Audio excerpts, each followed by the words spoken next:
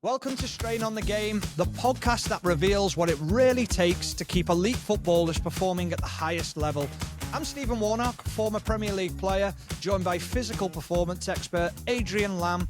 From training ground truths to the financial impact of fitness, we discuss the often overlooked challenges behind the beautiful game. Today's episode is something a little bit different again, and we are going to look at what does the optimal match day really look like for a Premier League player, and how often does it actually happen.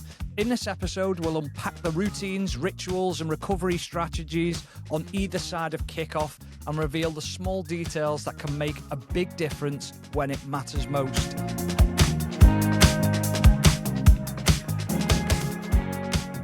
Lammy, how are you? It's been a week. Are you well? Very well, very well. Yourself?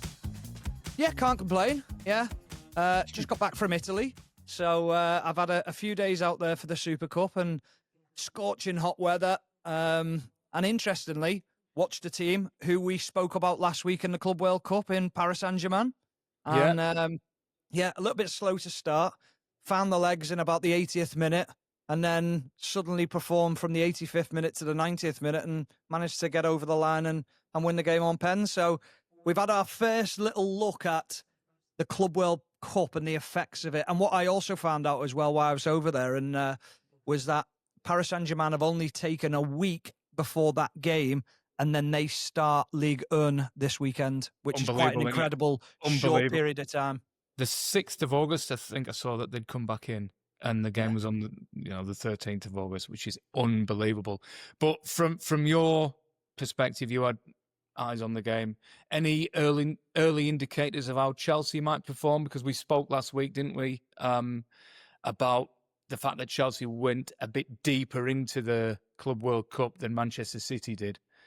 Any sort of clues from Paris's performance that might give you an insight into how you think Chelsea might go this year or not?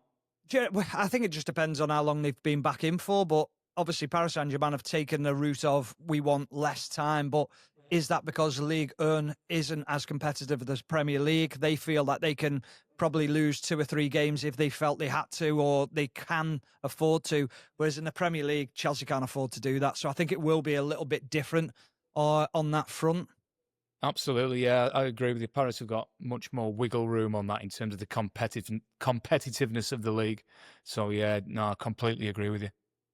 Right, let's get into today's episode then. So what we have looked at is, or what we decided to talk about today was about what a Premier League match day looks like. So this weekend coming up, and this is recorded before the Premier League is starting, Liverpool play on Friday evening, 8 o'clock kickoff. Then we've got games on Saturday at 12:30, 3 p.m, 5:30 p.m. Sunday, we've got 2 p.m. kickoffs. And then on Monday night, we've got 8 p.m. kickoff. So I think what we'll do, Lammy, is we'll start with the old conventional 3 o'clock kickoff and what that looks like before and after a game and how you would try and structure that day from your point of view. And I'll give a little bit of what I used to do as well from my point of view. Yeah, definitely. I mean, from a Saturday at 3 o'clock kickoff it feels like a rarity nowadays. Very isn't it? much You get so. one. It's like it feels like a bank holiday. It's like, oh, these don't come along very often, do they? From the fitness coach's perspective, we're in the training ground early because there will be players who need work who are not in the squad. And we usually get them in the morning and do some fitness work with them. That might be players who are coming towards the end of a rehabilitation, or they might have had a short period out with a knock that they might have got through a pre-season, or for what it might be. You may also get those players that we spoke about previously who the manager is trying to get out of the door, the bomb squad in inverted commas. So you may have some work with them. I've been in a few of them. I know that feeling. Got the T-shirt. I'm a fully paid up member of the bomb squad. Hey, I haven't got a T-shirt. I've got a wardrobe. A signed bomb squad shirt for charity. So we've got all of that. So we try to get those players in and out. It's usually about an hour long session. You know what Nigel Pearson used to call it a blast on the banjo, short and sharp, in and out. And then if it's a home game, we're off down to the stadium. We've been down to the stadium through the week. It's the first time we've been there since the end of last season. So we're looking into the nutrition cupboard and we're like, what's gone out of date? What do we need? What's gone? Who's stolen this? There's always some probably a security member of staff at the stadium that's gone with all of the bars, and the nutrition is gone. So you make sure that that's fully stocked up and everything's ready to go. Make sure that what was there at the end of last season is still there, and if it isn't, make sure that's all fully stocked up. There's two ways of doing it in a home game, primarily, which is players report to the directly to the stadium at 1:30 for a 3:00 kickoff. Players report earlier. We have a pre-match, we have a meeting, we have a video, and then we go down to the stadium, because generally the meeting and the pre-match is off-site. It's generally in a hotel, or if the training ground is close to the stadium, it's often in the training ground as well. Which did you prefer as a player? Did you prefer the? I prefer getting cooked for. Getting cooked for. I'm a little bit torn on this, because I think there's an element now where I think this is adapted since we were involved anyway, that teams now stay in a hotel the night before a game, don't they? Yeah. Or they like, especially for a 3:00 kickoff, they will, or an earlier kickoff. But I always liked knowing that the food that I was getting was prepared and it was ready, and I knew then it was consistent. I'd have the same most weeks, because you always wanted to find something that settled your stomach or was comfortable on your stomach, and that's what you wanted. So, and also as well, I just like being around the lads and knowing where the lads were and whether we were in the zone for the game or whether people were taking the mind off it a little bit. But then you get other players who were like, I just want to turn up for the game, be ready to play the game, and know that I've done my preparation at home, I'm ready, and I haven't been too bored sitting around waiting for something to happen. It's such a difficult thing, because when you've got a squad of that many players, 18 in a match day squad, plus a couple on standby, in case somebody gets sick the night before or something happens. It's such an individual thing that you can't please all of the people all of the time, can you? No, and some people, absolutely not. No, some people just felt that hanging around, waiting for the game to start, they wanted to be in, get changed, get out, get the warm up done. But you prefer which did you prefer then? Did you prefer meetings at the hotel so it was away from the training ground atmosphere, or did you prefer to go into the training ground? No, I like the hotel, and the reason being is because the location changed, so you weren't stagnant. So there was, if you had to report to the hotel in the morning, you'd get there, you'd have your pre-match meal, but then you'd then have a meeting in the hotel, and then it felt like, right, we're driving to the game now. Yeah. And I'm driving ready, get my mind right, ready for the game, switched on. Whereas when you were always at the ground, so when Mark Hughes was manager, we'd have a pre-match meal at around about, we had to be in for around about 10:30, 11 o'clock. You'd have your pre-match meal at 11 o'clock. It's roughly 3 hours before warm-up, isn't it? Or 3 hours before a game. If we're at a hotel, I mean, at Blackburn, we used to go to the hotel, didn't we? So you players would bring your cars to Ewood, drop the cars off. The team bus would take everybody up to the hotel, which was about 15-20 minute journey, wasn't it? Yeah. You'd be straight in for your pre-match, which would be 11:45, so 3 hours and 15 minutes before kickoff. I remember we needed to make sure there was plenty of spaghetti bolognese available for your good self, because you took pre-match fueling seriously, didn't you? On a serious note, you used to fuel up quite significantly. I did. Do you know what? More so the night before a game, but then if I could do it again now and learn more about fueling properly during the week, and I know this is something we're going to do on a future podcast, is we're going to talk about nutrition and the right type of fueling and things like that. I think I was a little bit naive to it.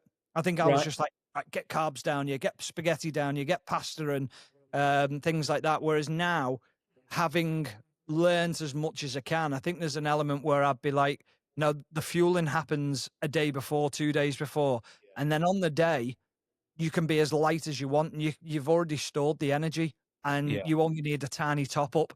Whereas I used to be thinking, I need to get loads down my neck. I'm going to be running up and down that flank all game, but Yeah. that's not the way it works. No, you're dead right. And the other thing on that is the amount of waste that used to happen in pre-match meals, because everybody's got their own things, and I want this and I want that, and different players want and all of that. So what I tended to do towards the end was go around players individually and ask, what do you want? This is the menu, to get a bit of portion control, because if you've catered for 25 plus staff and you've got 30 pieces of salmon fillet out there or whatever it might be, and there's 20 left because only 5 have been used, then it's it was incredibly wasteful. We'd have the team meeting in and around sort of 1 o'clock, and then on the bus, and it's not a lengthy team meeting for the most part. It's just final little messages that the manager wants to send. Well, most of the time there's a meeting on a Friday, isn't there, which is probably your longer meeting, and that'll either be before or after training. And then that's just almost a little top up, a reminder, isn't it, just of what's expected of the day, the game. Just final messages. Just remember this, remember that. 10 minutes maximum. Few little video clips of this is what we need to be mindful of. Usually about the opposition. Mm-hmm. There may be some motivational imagery in amongst that. Probably that would be kept towards the end of the season, because the early part of the season, I don't really takes care of itself, doesn't it? You don't really need motivation at that point. Yeah, and then off to the ground for 1:30. Yeah, and then it's, I think from a player's point of view, then it's, go on, Kel. So if you were to pick a meal, a pre-match meal, so say if you were going to pick your own meal, what would you pick and why? Yeah, there's a lot of differing opinions on that, and thought processes. I generally I would try to steer players away from foods that would really spike their insulin levels, so real fast release carbs. So something that was a little bit more a slow release. Again, like you said, your primary fueling is happening in the days leading up to the game, and this really should be just that little top up. We don't want the players to spike their insulin. So what would spike it then? Yeah, so sugary foods, refined carbs, heavily refined carbs with very little protein, and we can blunt the insulin response by adding proteins into that, into the meal rather.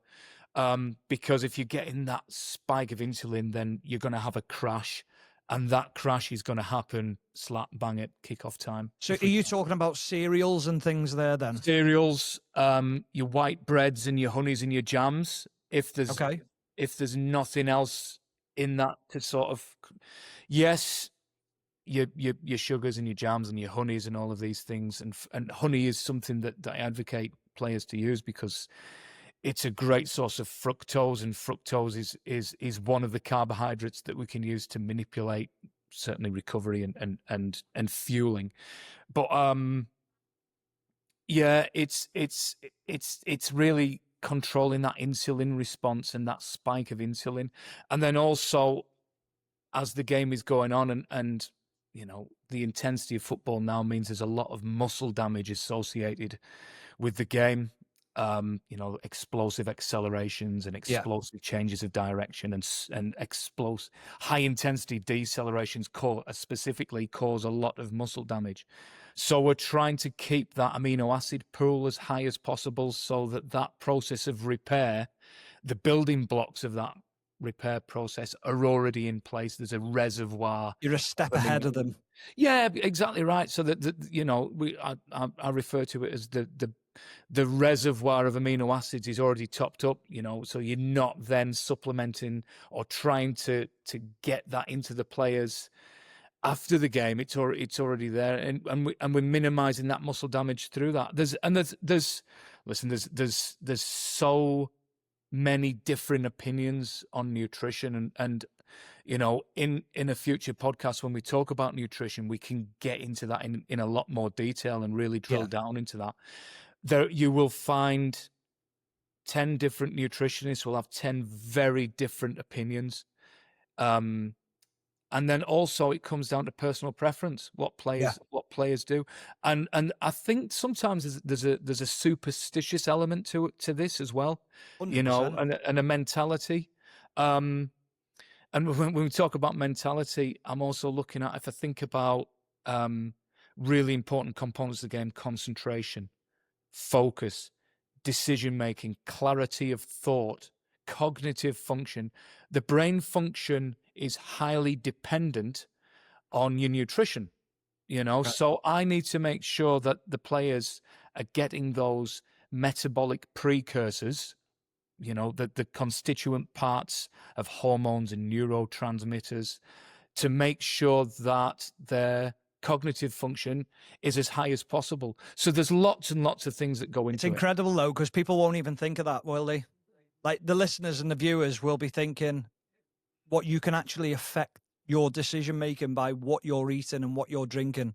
Yeah, I mean, like I said, we're going to go into this in much more detail in the future. But that, the breakfast is the most important meal of the day, and it sets up what we call a hormonal cascade, which will affect how your body and how your brain and how you navigate yourself through the day. And if you're not fueling yourself, we think of food as fuel from an energy point of view, but it's also in terms of decision making, clarity of thought, focus, motivation.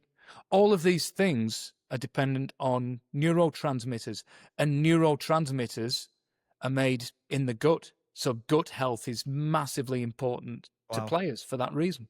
Yeah. Fascinating, isn't it? It's incredible. Yeah. Okay. So take us into a warm up. What are you looking for the players? I always wanted to fire myself up in a warm up and make sure that I was ready to go into the game. I like to get a bit of a sweat on. I like to make sure that I had a few long sprints in me, long runs in me, to make sure that if something was to happen in the first minute, I was ready. But there is an element where I always just think, have I done too much in the warm up? Yeah, it's trying to get that balance, isn't it? Yeah. And if you've got a fitness coach shouting at you, and you're just it's different. Again, it's an individual thing, isn't it? And trying to find that. When I first started, when I first transitioned from being an academy coach into working with the first team at Newcastle United, I did a couple of warm ups, and it was like, I'd done thousands of warm ups beforehand.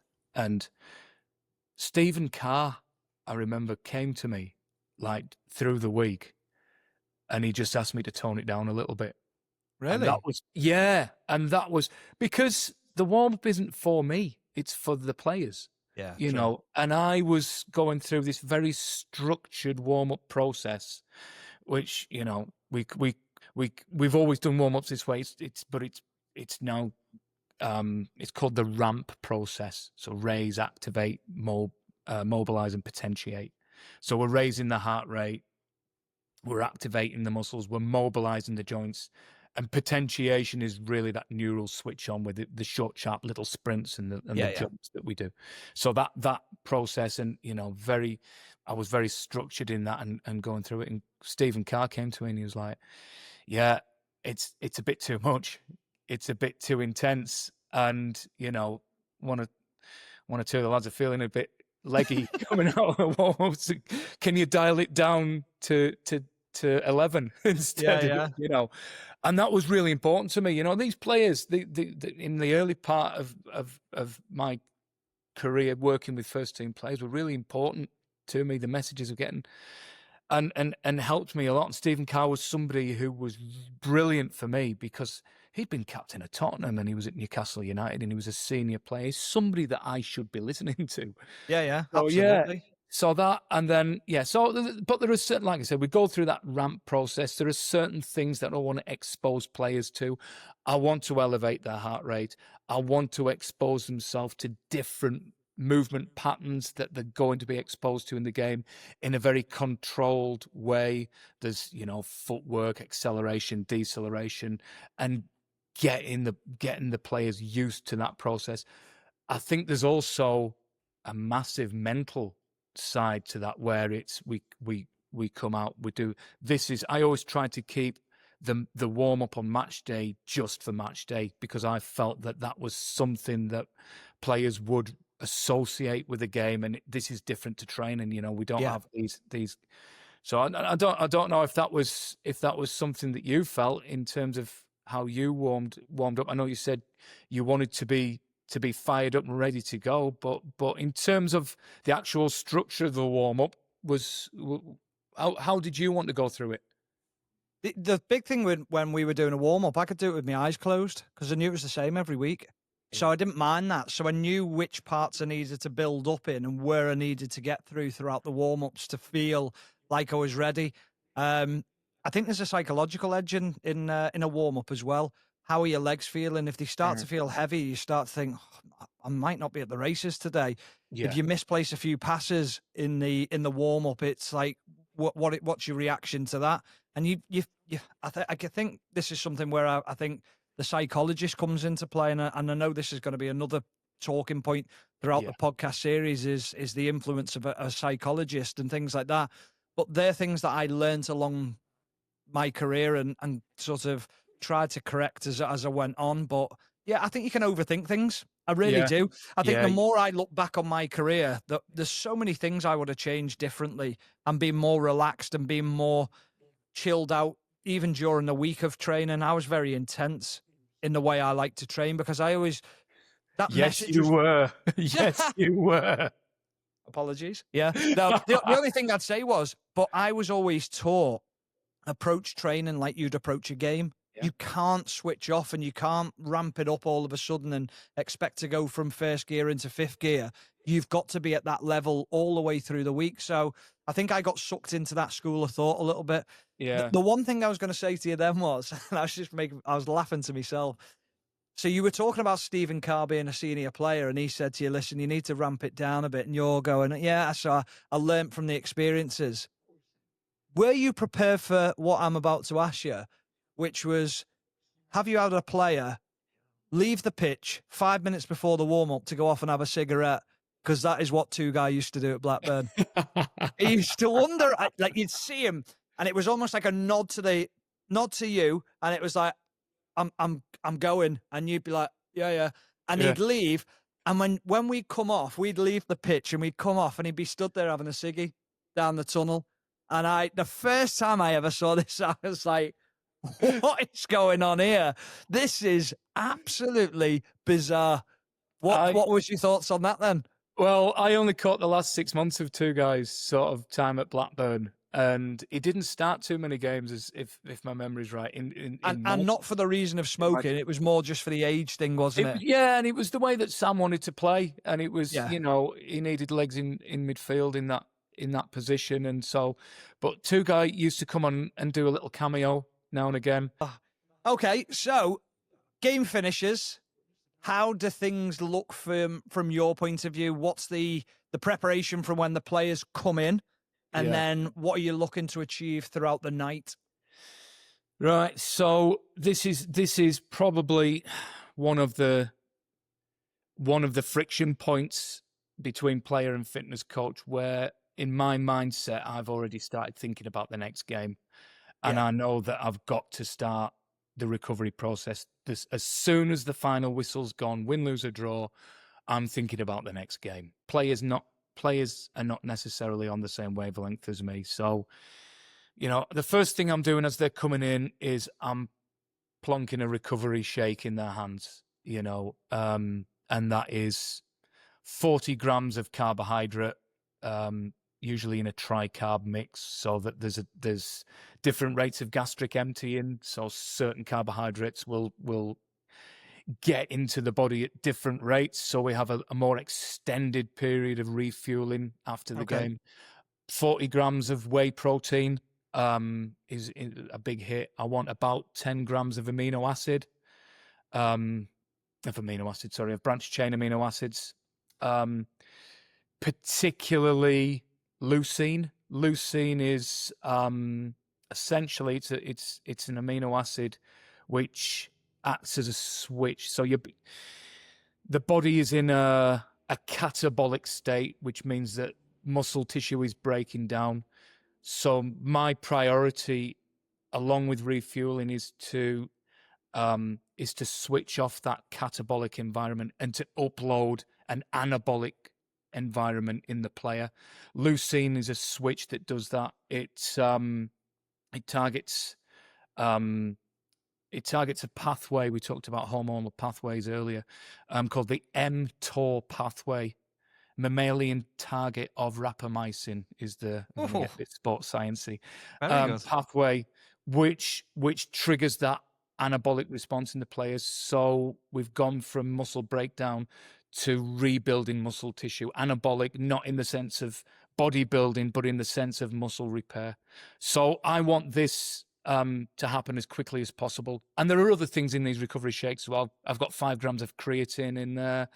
I've got some glutamine in there, and a recovery shake is a really, really effective way of delivering my recovery objectives to players. Yeah, because I can pack so much nutrition in there that if I was trying to do that purely through food, then it would be difficult. It'd be nigh on impossible, and supplements. So that's the immediate thing. It's bottles of water. It's recovery shakes. And then we have the everybody in the ice bath shout, which certain players respond to quite well, and others need a coaxing into it a little bit. It's not too difficult now, as we speak in August, when the temperature is high, and it's not too bad. In February and March, on, the analogy is a cold, wet night in Stoke. Yeah, it's much more difficult. So, I think the other thing is, though, that the other thing is when you said it's easy now, I was thinking in the modern day game. I think players have bought into the sports science side of the game so much more now, because I think there's so much more information about it. And I think so much is taught to the players, or sort of that information is given to the players as to why they're doing it, what the benefits are from it, and what they'll see from it. I think, like we spoke about this before, just the side of your sports science department will be huge now. Yeah. So the players buy into it. And in terms of communicating, getting the ice baths isn't a useful message, I don't think.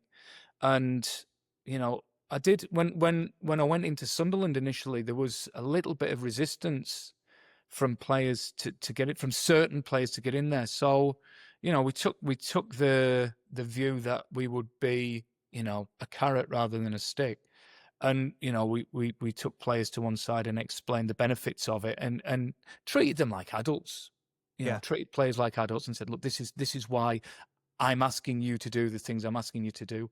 What's difficult is when, how did you feel when you're coming into the changing room after a game and you might have got pumped, you might have been beaten, thrashed heavily. Yeah. You might personally not have had a good game, and all of a sudden Adrian Lam is in your face, thrusting a recovery shake in your hand and telling you to get in the ice bath, and you haven't had time to take your boots off yet.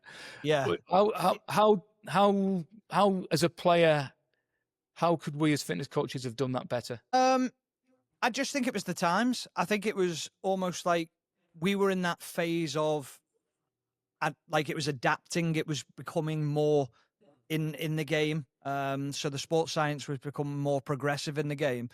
And I think we were just at that stage where it was about to tip over the line, and it was really becoming prevalent in the game. So I didn't mind it. I didn't. I think the shakes are difficult because you've eaten that much before a game, trying to load up. My stomach was like a washing machine during a game anyway, because you were trying to have that much. You'd be having caffeine, you'd be having Yeah. drinks, and all of a sudden my stomach would be in knots after a game, and you're going, "There's a protein shake," and I'd be thinking, "That's the last thing I need. Like, Yeah. can I have it in an hour?" And you're like, "No, this is the time you need to get it in you." I Yeah. understood it, and I just got on with it in the end. But I wasn't necessarily. I was never bothered about an ice bath, because an ice bath, I was hot. I was just played 90 minutes or Yeah. however long you played in the game. It allows you to cool down. But one thing you realized as well, because I was having ice baths every day, I knew the benefits of them. I felt better for them. So it was a case of, well, I don't want to wake up tomorrow morning being stiff as a board and we're in training or we've got a day off and I literally cannot move. I need to be as free as I can be. Yeah. And then, so I'm running around trying to get these, because I'm thinking we've got another game potentially in 3 or 4 days' time, maybe a Tuesday night game or something like that. And I'm throwing this stuff up because what I've also got is I've got a group of players, substitutes, and I've got to go and run them. Of course. And Yeah, so yeah. I've got a very, very short window of time to give the players the starting 11. Right, get this done, get this done, get this done, get that down your neck, get in the ice bath, blah, blah, blah. Because I've also got a group of players disgruntled, upset that they haven't played. And now they're going to have to do some running with the fitness coach who are going to stand at the door going, any chance? Do you know what I mean? Yeah, This yeah. is, page 2 of the what they don't teach you doing your sports science degree and the reality Very of being a true. fitness coach. So, you've got all of these. So sometimes you do like bark orders and get that down your neck and all the rest of it because you're aware that you're under time constraints.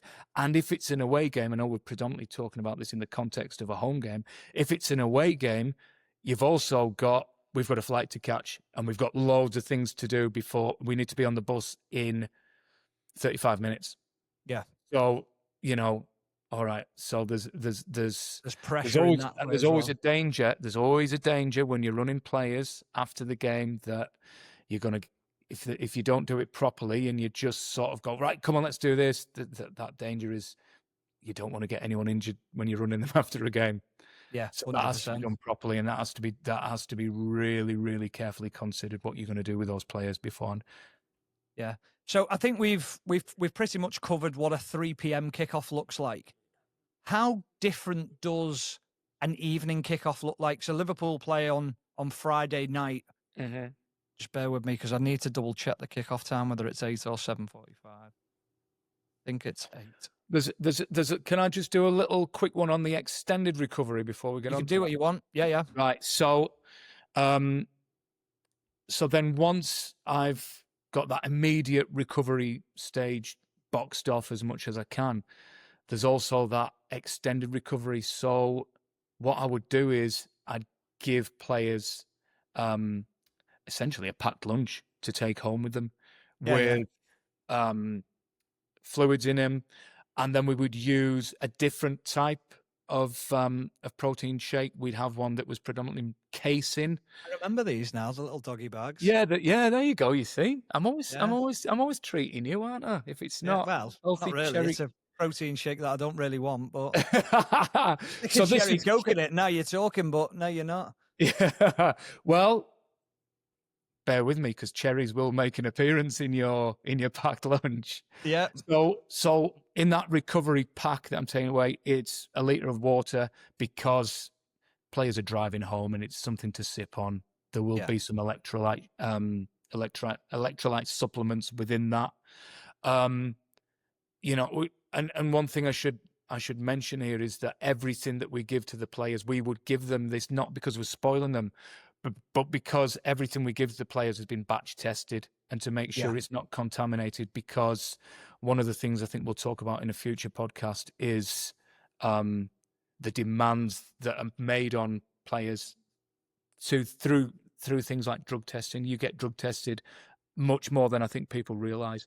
Yeah. So we have to make sure whatever players are taking on board is something we've given them and it's been gone through that informed sport process and it's been batch tested. So you would get that essentially that home pack to take away with you It would be a litre of water. It would be electrolyte supplements. It would be a protein shake made of.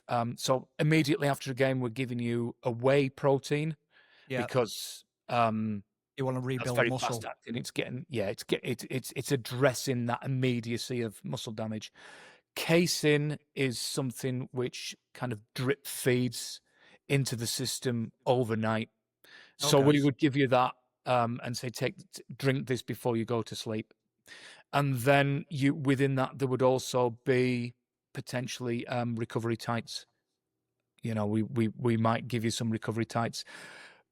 Again, that was a battle that you might fight, you might not fight based on proximity to the next game. Yeah. If we've got a next game and we've got a quick turnaround, then I'm much more focused on recovery. If we've got maybe a 7-day window, we've got a bit more time to recover. The reason I say the recovery tights was sometimes a battle is they were so hot to wear overnight. You know, we're asking players to wear these things in bed. And also, I'm very, very mindful that one of my most important factors driving recovery is sleep.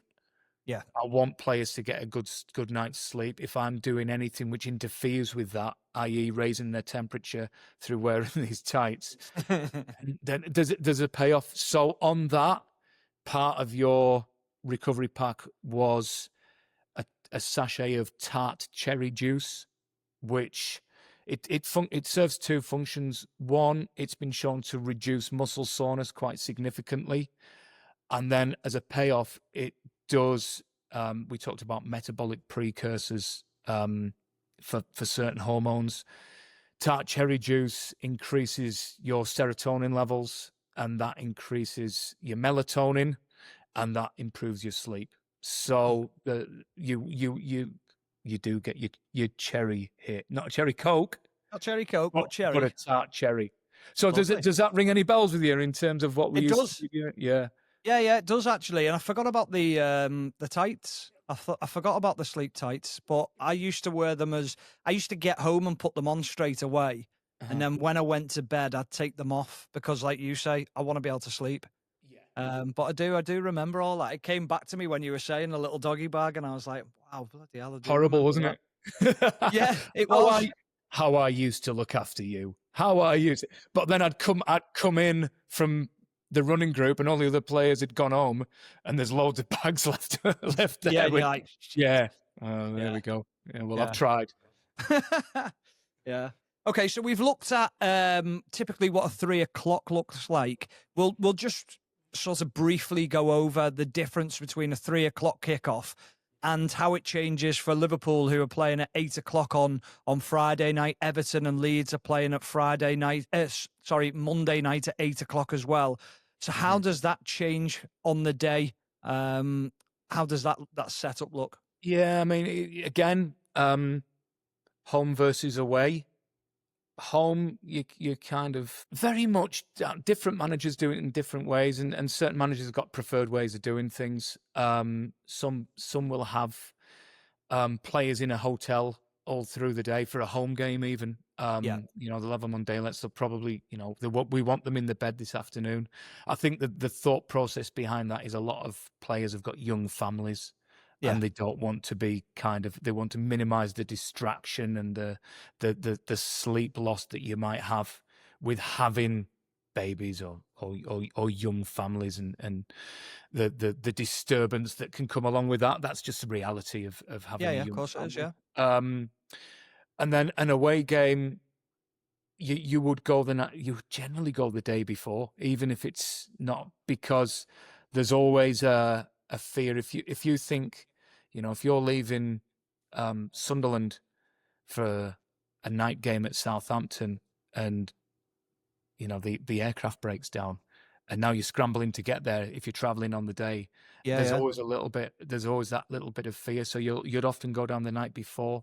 Sometimes if it's, you know, I think when we were at Villa, because we were more centrally located in Birmingham, We did a lot on the day, didn't we? we did a lot on the day, and that's down to geographical location, isn't it? Absolutely, you know, yeah. if you're at Sunderland and Newcastle, and you're kind of a little bit more remote in terms of you're up there on the north, then you might come down the day before.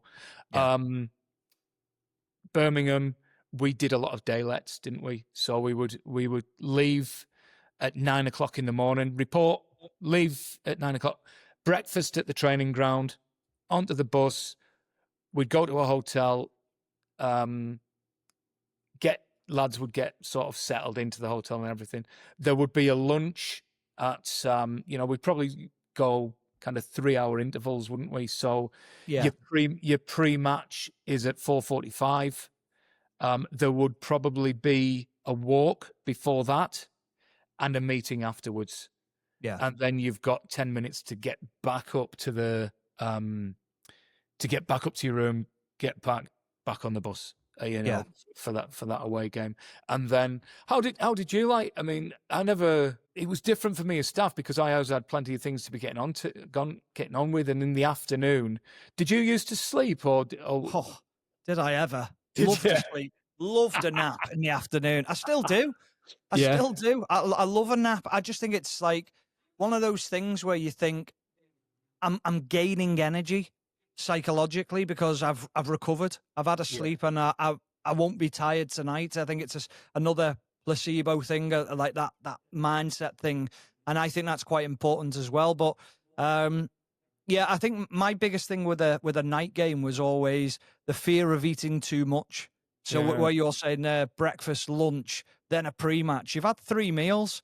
Yeah. Now, if you flip that to the 3 o'clock kickoff, like we've talked about, there's only 2 meals in there. Yeah. If you go to a 12:30 kickoff, then what do you do then? You're essentially having one breakfast or one pre-match.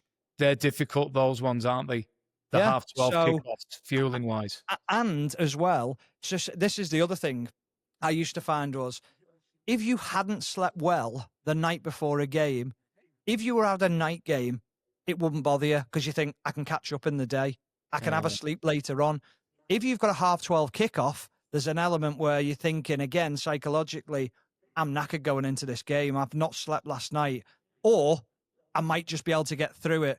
3 o'clock kickoff, I'm thinking, terrible time. Not slept at all last night. And again, that's where I always wanted to stay in a hotel, whether it was a home or an away game. Once I had kids, I was like, get me in a hotel and get me as far away. I always used to say to the people in reception, put me as far away out of the way of anyone as you can at the back end of the hotel to make sure it was quiet, because often you just got people who are going on a night out or there's wedding receptions in the hotel, whatever it might be. So I was always strategically thinking, get a good night's sleep. I had earplugs, I had an eye mask, I had everything when I went to the hotel just to make sure and hope. So that was just my way of doing things. One of the issues that we're finding now, and this is a little bit more contemporary than sort of 10, 15 years ago, is issues with gaming, computer games. Yeah. And we lock we don't lock the players in the hotel room. Players go to the hotel rooms and we tell them to sleep. But there's a subculture of players that are in groups and they're playing computer games all afternoon. Yeah. And they're stimulating themselves through these games instead of resting and relaxing, and that is a problem. That is a problem. In actual fact, there's I was speaking probably a year ago now to a former colleague of mine he's working at a different club now, where they're actually turning off the Wi-Fi in that part of the hotel. Really? To try and minimize that effect. Wow. Because they have got quite a group of young players who are into the gaming, and I was like, well, do they not just run it off the data off the phones? And whether they do, or they don't, maybe. I don't know. They usually find ways. So that's that. Again, it comes down to educating players on the reasons why we're doing things. I think treating players like adults, and it's not just right. Get to your rooms and get some sleep. Yeah, it's right. But I suppose that's a bit of an addiction as well, isn't it? Oh, very As much in the gaming side of it, boredom sets in. What do? You go and play on the computer, and it fills time, and it entertains you for that 2-3 hours where you could get bored in the afternoon. So I fully understand why it can happen. Yeah. Fortunately, the gaming world wasn't about when I was playing. So there wasn't too many players who I can think of who were really caught up in that side of it. Yeah, so it's a problem, and it's something that's been identified as problematic. So, in terms of deciding how you approach preparation into games and knowing that players are probably going to do this, do you then not go to a hotel? I don't know. There's no right or wrong. Do you know what I mean? These are discussions. They can sit at home and do it, can't they? Well, that's right. Yeah. And then you haven't got an eye on them.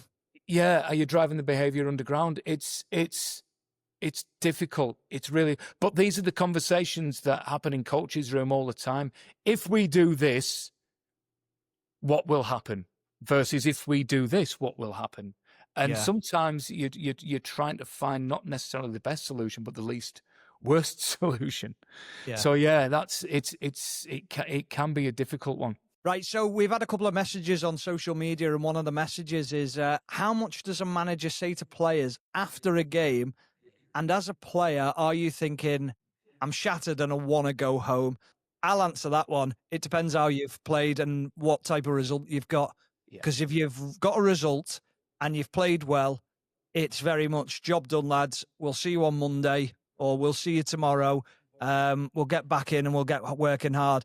If you've lost, it can be horrendous. I mean, that can be anything to up to an hour, can't it? Where a manager won't walk in the changing room. He's chatting to his staff in a different room, and you're all sat there thinking, oh, he is going to go ballistic here. And rightly so. But you've been in them rooms with the managers, haven't you, and the coaches? Yeah, on occasions. Sometimes I'm delivering my recovery stuff and working with the players outside. The worst one, I think, from a player's perspective, and also, and this generally happens early in the season when there's been a bad performance. And I know what you're going to say. When the manager comes in and says, I'm not going to speak to you now. Everybody in the training ground, 6 o'clock tomorrow morning. Oh, it's the worst. And, have you ever had that one?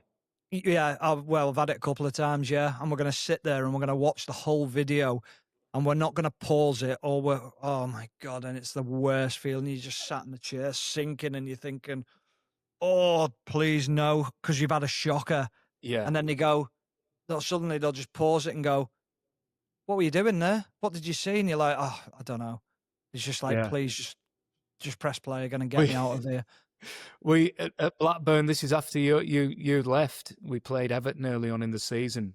Lost the game. Didn't perform well. And Sam's just come in and said, I'm not going to speak to you now. Everybody in the training ground tomorrow, 6 a.m. start. Don't anybody be late. And that was like, oh, it's horrible, that, isn't it? Oh, so as staff, we're like, obviously we've got to be in there at 5 o'clock. The analysts are now working double time to get the video ready. Yeah. Right. To get, and it will be approach carefully. Gaffer, what do you want on the video? And it might be, we're just going to watch the whole game. Yeah. Right. So, oh God. So then myself and Howard are running around. Let's make sure we've got all the waters, all the food. So now it was a day off. We're phoning up. The chef needs to be in. He's expecting a day off. Yeah, we need food. Because these are things that I didn't realise me having a shocker was making the chef have to come in on a Sunday morning. You weren't there. This was one of the occasions where it wasn't your fault, mate. You were all right. God, yeah, thank goodness. You were okay. Good for that. It was a collective responsibility because everyone was shit. So, one of the things that was different when I went to Aston Villa was Martin O'Neill was manager at the time, and we were a good team. We were a very good team, and we were winning a lot of games. So often after a game, Martin O'Neill would come into the changing room, and the lads would be absolutely buzzing. We've just won, and he'd be like, "Oh, congrats, well done, boys," whatever, and he'd say all that. And you'd just hear in the corner of the room, Gabby Agbonlahor and Ashley Young sat next to each other going, "See you on Thursday." And this is a Saturday. And they'd be like, "See you Thursday." And he'd like looking round, Martin O'Neill, and he'd go, "See you Thursday," and he'd go, "Yeah, yeah, okay, see you Thursday. Be in Really? Thursday, boys." And I was like, "What?" I'd come from obviously like being regimented at both Liverpool and Blackburn, and I was thinking, "This is incredible, absolutely incredible." This happened at least 4 or 5 times throughout the season. I remember Gabby in that season, like during international breaks, but even just breaks that the manager would give him, went to New York, Miami, Vegas in the course of a season. I was thinking, this is absolutely insane. It was ridiculous. I'd never seen anything like it. Wow. So if you won a game under Martin, it was unbelievable because you get loads of time off. If you didn't, he'd bring these poles out and then he'd make you run. And that was where the running came in from Martin O'Neill, where he'd literally put 4 poles out, round the thing.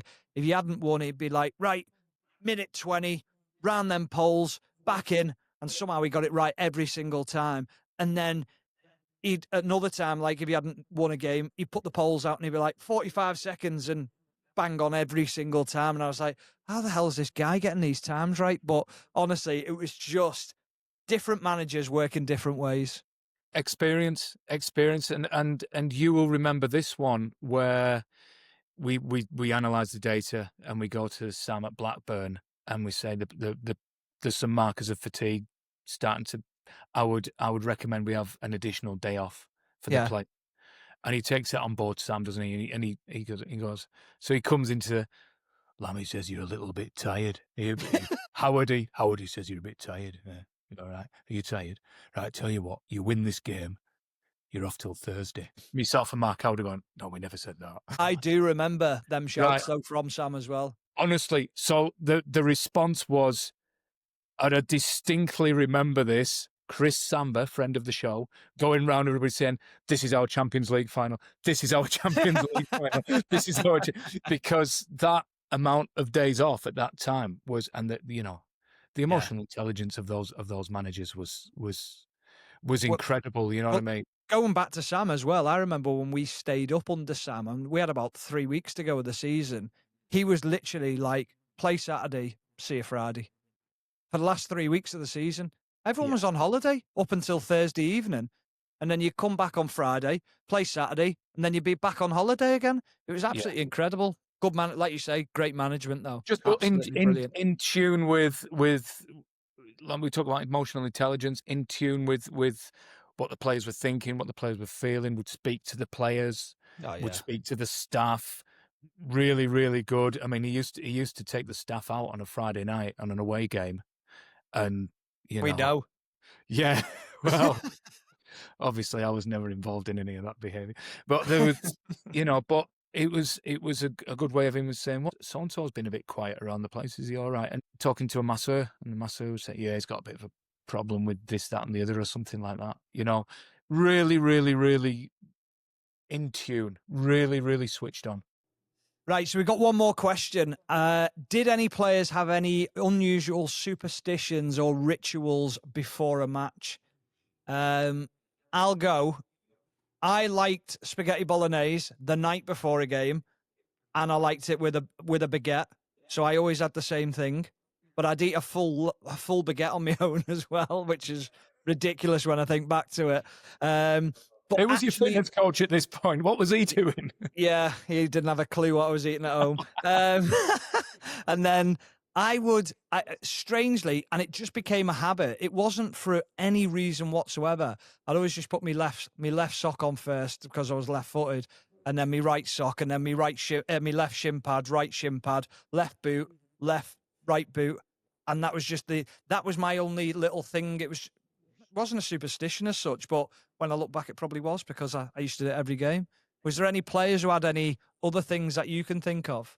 Can't think of anything off the top of my head other than two guy with his lucky cigarettes, but no, there's... So I remember Jason Roberts used to get an ice bath before a game. Right, he liked an ice bath before a game, which I thought was always a bit strange, but you've obviously got a reason for that, or have you? Yeah, so... I hope you have anyway. I do, yeah. There's quickly trying to make us something. No, there is cryostimulation. So Jermaine Defoe was big into this during my time with him at Sunderland. We think about cryotherapy and cold exposure as being purely a recovery modality, but there's a lot of evidence that it can have a stimulatory effect as well. Yeah.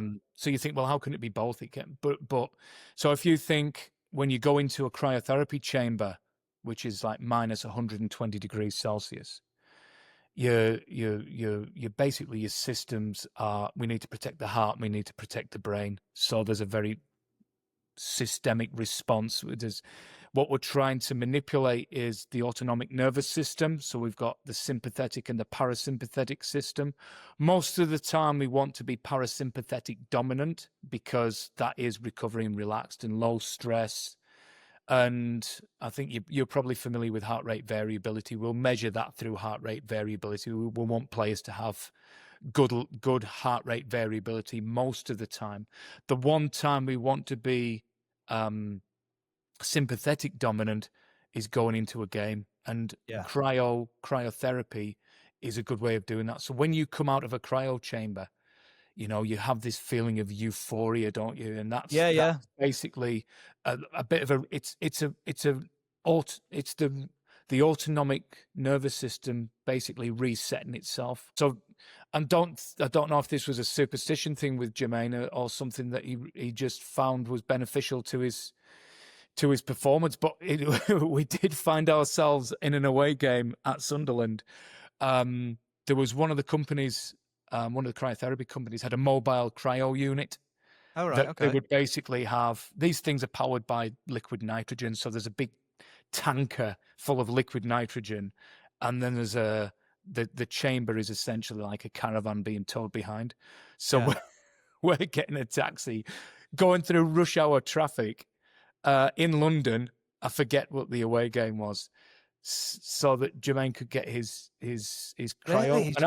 Really? But you know, he felt that was best. Listen, he scored 15 goals that season.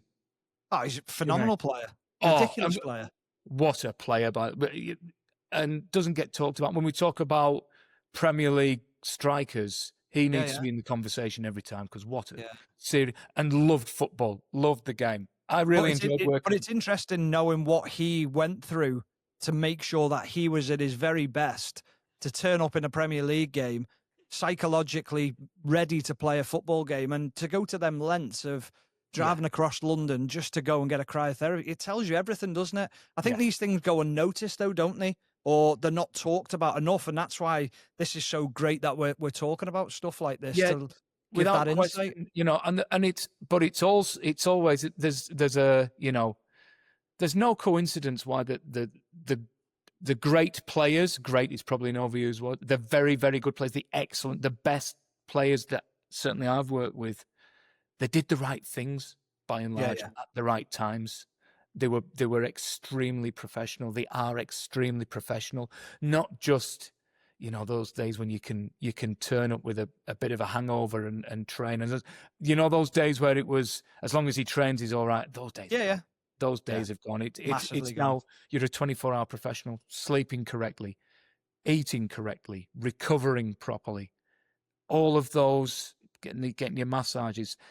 If a cryotherapy, if 2 minutes in the cryo chamber is gonna make Jermaine Defoe perform a little bit better in a game, then absolutely that's what we're going to do. Well, that was another episode of Strain on the Game, which we hope you have enjoyed. It covered the Premier League, what a match day really looks like. Tune in next week for another episode of Strain on the Game, where we will be looking at something a little bit different behind the scenes. Follow us on social media and YouTube at Strain on the Game. Subscribe, like and follow.